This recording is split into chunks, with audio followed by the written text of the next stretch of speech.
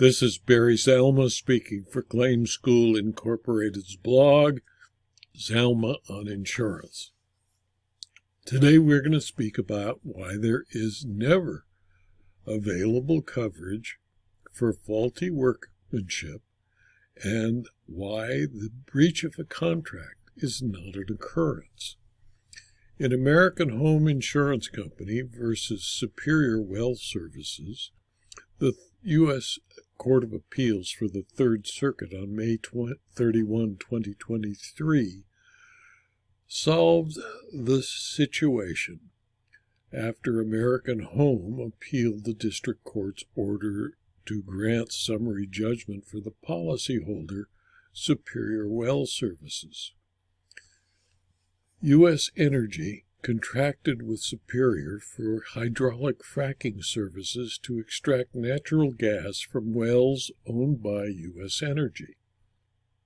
In November of 2007, Superior notified its insurance provider, American Home, about a potential claim for damage to wells. In February of 2008, American Home agreed to provide Superior with defense counsel, but it also sent Superior a letter reserving its right to contest insurance coverage. U.S. Energy sued Superior in New York State Court, alleging that Superior had damaged 97 of its wells. After trial, the jury found that Superior breached the contract by failing to perform services with reasonable care, skill, and diligence. The jury found Superior had damaged 53 of the 97 wells and specified that Superior failed to perform its contract with U.S. Energy in a workmanlike manner, and that this failure was a substantial factor in causing damage to the U.S. Energy wells. Accordingly, it awarded U.S. Energy $6.16 million, a figure that was increased to approximately $13.18 million after the state court tabulated interest. Superior's policy provided coverage for property damage arising out of an occurrence. The policy defined property damage as both physical injury to tangible property, including all resulting loss of use of that property. Superior also purchased an underground resources and equipment coverage, a UREC, endorsement that amended the CGL policy to provide additional coverage against risks associated with well servicing operations.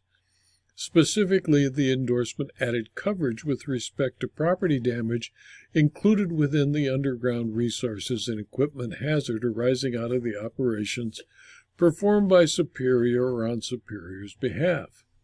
American Home sued, seeking a declaratory judgment that Superior's policy did not indemnify Superior for any damages that might be awarded to U.S. Energy and which were caused by Superior's breach of contract.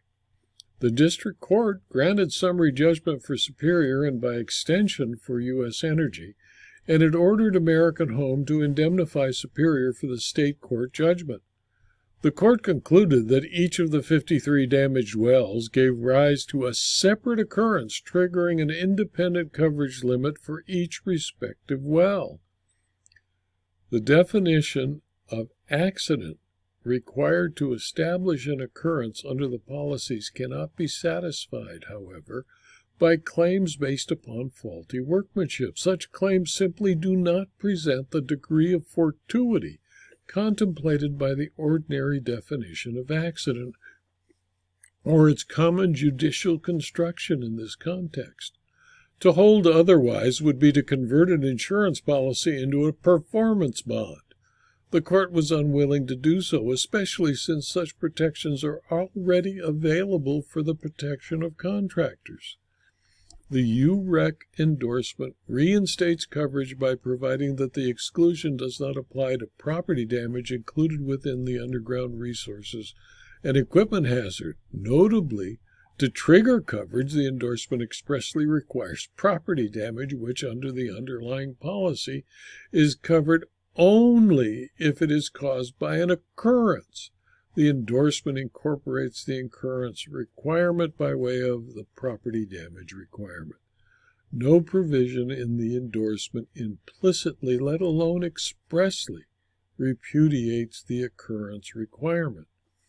The Third Circuit Court of Appeal concluded that the endorsement does not displace the underlying policy's occurrence requirement and reversed the district court's summary judgment order and remanded the case to the district court with instructions to enter judgment for American Home. In my opinion, the key to every liability insurance policy is that for coverage to apply, the loss must be fortuitous, that is, neither expected nor intended by the insured, and must fit within the generally understood meaning of the term accident. Under no definition of fortuity is faulty workmanship by the insured an occurrence. Since the jury found the insured responsible for its breach of contract by means of faulty workmanship, there was no occurrence and no coverage, just as there can be no coverage for a simple, clear-cut breach of contract, because breach of contract is not a tort, is not an accident. This video was adapted from my blog, Zelma on Insurance, which is available free to anyone who clicks on the URL zelma.com/blog. You can subscribe to the blog and have access to the more than 4,500 blog posts, and you can also subscribe to the YouTube channel or to my Rumble channel, where you can receive more than 700 videos, all available, with a new one posted just about every day of the work week, 5, sometimes 6 a week. And if you need more detail or want more information on insurance law, insurance claims, and insurance fraud, consider subscribing for a small fee to my Locals channel or to my Substack publication. Thank you for your attention.